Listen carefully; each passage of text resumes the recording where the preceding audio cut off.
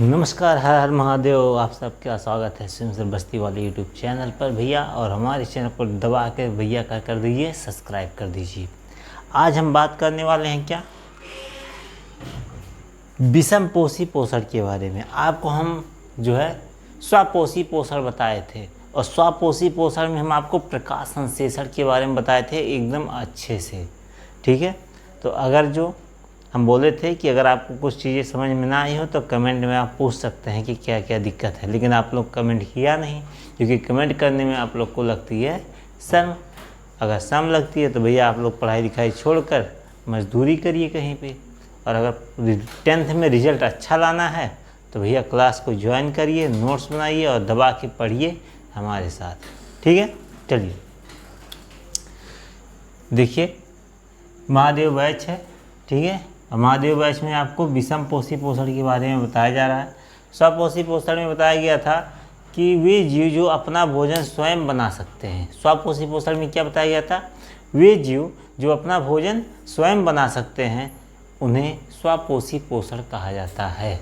और एक एग्जाम्पल हम दिए थे पेड़ पौधों का। जितने भी हरे पेड़ पौधे होते हैं वो सभी क्या करते हैं, स्वपोषी पोषण करते हैं।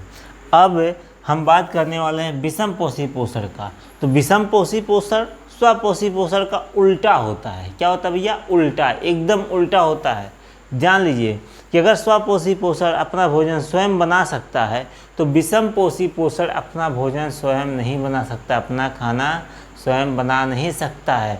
वो जो विषम पोषी पोषण होते हैं उन्हें भोजन के लिए, खाने के लिए प्रत्यक्ष और अप्रत्यक्ष रूप से किसी दूसरे जीव के ऊपर निर्भर रहना होगा।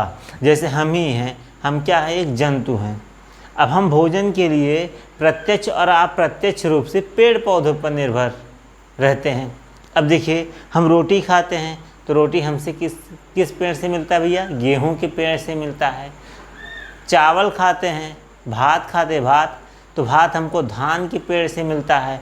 आम खाते हैं तो हमको आम के पेड़ से मिलता है। यानी इन सब में कुछ ऐसा पदार्थ नहीं है जिसका निर्माण हम खुद कर पाएँ। तो हम जो हैं वो एक प्रकार के क्या भैया, विषम पोषी पोषण हैं। क्या है, विषम पोषी पोषण हैं। तो आप परिभाषा को एकदम अच्छे से पढ़ लीजिए। पोषण का वह विधि जिसमें जीव अपने भोजन का निर्माण स्वयं नहीं कर सकता, प्रत्यक्ष और अप्रत्यक्ष रूप से पेड़ पौधों व अन्य जीव पर निर्भर रहता है।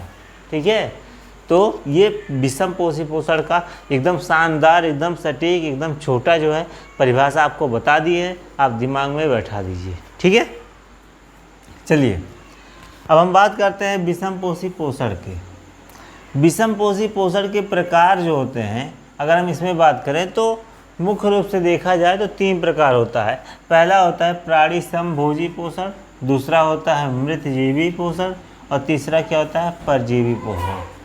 ठीक है, अब ध्यान दीजिए, प्राणी समभोजी पोषण में जो जीव आते हैं वो अपने भोजन को सीधे निगल जाते हैं और निगलने के बाद वे अपने भोजन को शरीर के अंदर पचाते हैं। जैसे हम लोग अपना खाना, अपना एकदम भोजन जो रहता है पेड़ पौधों से तोड़कर मुंह के रास्ते खा जाते हैं, और खाने के बाद छोटी आंत में, अमाशय में जाके आराम से पचता है। ठीक है, इसी प्रकार बहुत सारे जीव होते हैं जो प्राणी समभोजी में आते हैं, जो भोजन को निकल जाते हैं, जैसे गाय, भैंस, कुत्ता। ठीक है, सब आते हैं इसी के अंतर्गत। ठीक है, इसके बाद मृतजीवी होता है। मृतजीवी का मतलब क्या होता है कि वे जीव जो मृत शरीर से अपना भोजन प्राप्त करें। वे जीव जो मृत शरीर से अपना भोजन प्राप्त करें उन्हें मृतजीवी पोषण कहते हैं। और इसमें एक जीव आता है बहुत इम्पोर्टेंट, जिसका नाम होता है क्या, कवक। तो कवक आप लोग खाए होंगे सब्जी बनाकर, कवक का। कवक को हम जो है क्या कहते हैं, हिंदी में एक कुकुरमुत्ता होता है, जिसको हम अंग्रेजी में क्या बोलते हैं, मशरूम बोलते हैं। वो एक प्रकार का क्या होता है, कवक होता है। ठीक है, तो कौन कौन कुकुरमुत्ते का सब्जी खाया है, अर्थात मशरूम का सब्जी खाया, वो फटाफट जो है अपना हाजिरी लगा दे। इसके बाद तीसरा नंबर आता क्या है, परजीवी। परजीवी का मतलब क्या होता है, ये भी परजीवी जो है ये भी एक विषम पोषी पोषण का भाग है। अब वे सभी जीव जो जहाँ पे निवास करते हैं वहीं पे भोजन प्राप्त करते हैं, यानी किसी दूसरे जीव के ऊपर निवास करते हैं और वहीं से भोजन प्राप्त करते हैं, उन्हें हम बोल सकते हैं परजीवी। अब भैया परजीवी का उदाहरण दीजिए, बहुत कम उदाहरण, यही सब सोचते हैं, लेकिन सबसे अच्छा उदाहरण है हमारे बालों में जूं पड़ता है, जुआं, ढीलो, कुटकी, किलनी, ठीक है, ये सारे क्या होते हैं भाई, परजीवी होते हैं, हमारे बालों में रहते हैं, हमारे शरीर पर रहते हैं और अपना भोजन ग्रहण करते हैं और हमें बीमार करते हैं, ठीक है। तो ये आप जो इतना विस्तार से इतने अच्छे भाषा में आप पढ़े हैं,